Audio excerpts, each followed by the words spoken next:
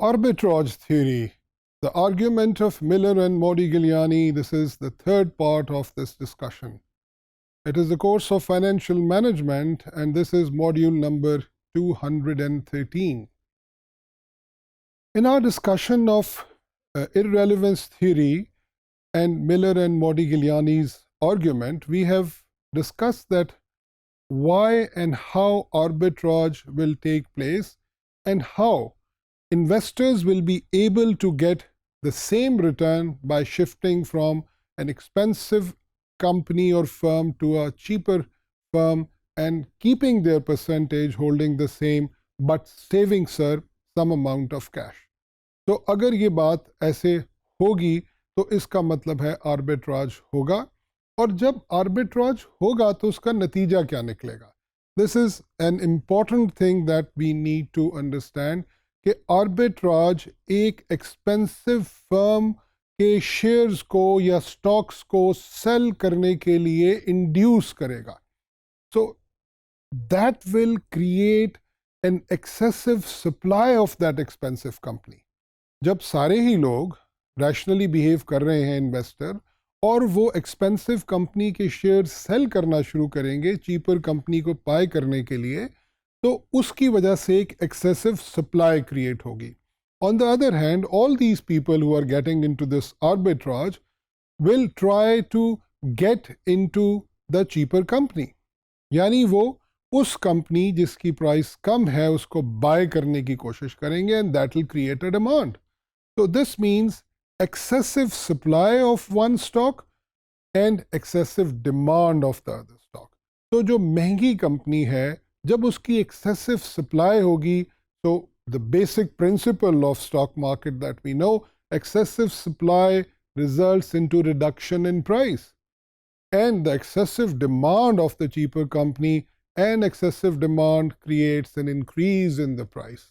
तो ये जो अमल होगा आर्बिट्राज का, ये इतनी तेज़ी से होगा, मिलन एंड मोडिगिलियानी कहते हैं इतनी तेज़ी से होगा कि चंद लम्हों के अंदर ही उन दोनों की शेयर प्राइस एक जैसी हो जाएगी, and that will be the moment when arbitrage process will stop.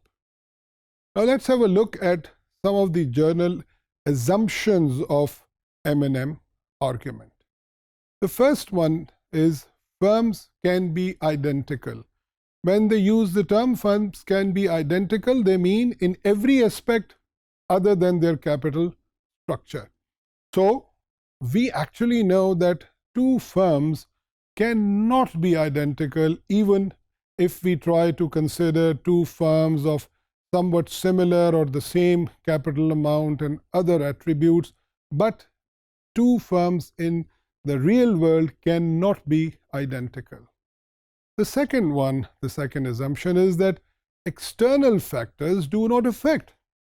Whenever we talk about any market, stock market or commodity market or bullion market, in every market we know for sure that there are many external factors which do affect the market, and the prices go up and down because of the influence of all those external factors. So this assumption is again not a very realistic assumption, and this brings us into a market, into a world which is based on another assumption which is unrealistic. And then we have discussed it earlier in the two theories that we talked about, that there are no corporate taxes, but practically we do have corporate taxes. हम इसके ऊपर इस assumption को ख़त्म करके अपने अगले modules में ये देखेंगे कि अगर कॉर्पोरेट टैक्सेस हों तो फिर क्या रेलेवेंस और इररेलेवेंस थ्योरी के आर्गुमेंट में कोई फ़र्क पड़ता है. एक और अजम्पशन जो इस सारे आर्बिट्राज प्रोसेस के अंदर मौजूद है वो ये कि मार्केट्स परफेक्ट होती हैं. परफेक्ट मार्केट वो मार्केट है कि जिसके अंदर बहुत सारी अजम्पशंस हैं कि प्रोडक्ट आइडेंटिकल होगी, बाइंग और सेलिंग जो है वो रैशनली होगी, एंट्री और एग्जिट पे कोई बैरियर्स नहीं होंगे. ये वो मार्केट है जो अगेन थियोरेटिकली तो एग्जिस्ट करती है, but it is not possible to find a market which in its real sense a perfect market. And then they talk about that every individual always behaves rationally.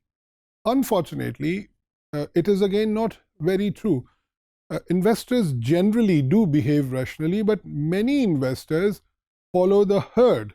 So we have seen very commonly that herd behavior has been seen, and at times emotional decisions are made, or speculative buying and selling is also done. So that rationality is also an argument which may not be 100% true for the investment markets. And then the firms have identical risk characteristics, which in practical world is again very difficult to achieve. And the last one is that all earnings are paid as dividend, which means that there is no growth in the company. So हम इन सारी general assumptions को देखते हुए इस बात को कह सकते हैं conclusively that Miller's and Modigliani's argument is valid with so many things are kept constant. यानी ये बहुत सारी assumptions को अगर true माना जाए और इन बहुत सारे variables को अगर control कर लिया जाए, which in the practical real world is impossible, only then this arbitrage process and this theory will be workable. Having said this, you might think about it that if so many unrealistic assumptions are taken, then what is the contribution of this theory? The contribution of every theory related to social sciences, economics, investment, and finance is always with reference to its workability, with reference to its argument.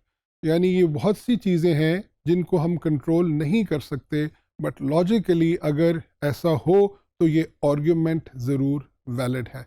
इसको हम अपनी अगली discussion के अंदर assumptions को remove करके देखेंगे कि अगर उन एजम्पशंस को हटा दिया जाए तो फिर क्या सूरत हाल बनती है.